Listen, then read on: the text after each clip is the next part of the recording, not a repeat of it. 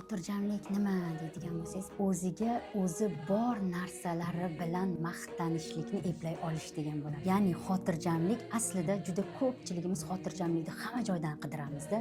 Xotirjamlik misol uchun qaysidir maqsadimni amalga oshirsam xotirjam bo'laman, yo farzandlarim qaysidir o'ringa chiqsa xotirjam bo'laman, o'zim qaysidir ilmni olsam xotirjam bo'laman degan narsada men aytardimki, qachonki siz o'zingizda bor narsalaringiz bilan maqtanishni eplay olsangizgina siz xotirjam bo'lasiz. Ya'ni siz o'zingizda menda bor deya olsangiz, kim bilandir solishtirib emas, kimdandir qolib ketyapman deb emas, balki yo'q narsalaringiz haqida o'ylab emas, hozir shu yerda bor, ko'zingiz tushib turgan ne'matlaringizni ko'rib, menda bor deya olsangiz. Menda farzand bor, menda er bor, menda mashina bor, menda uy bor. Agar siz uni menda ko'z, menda qo'l, menda oyoq, agar siz menda bor deb yozib chiqib va ularni har bittasini o'qib chiqadigan bo'lsangiz, qanchalik yaratgan sizni ne'matlarga ko'mib tashlaganini his qilasiz.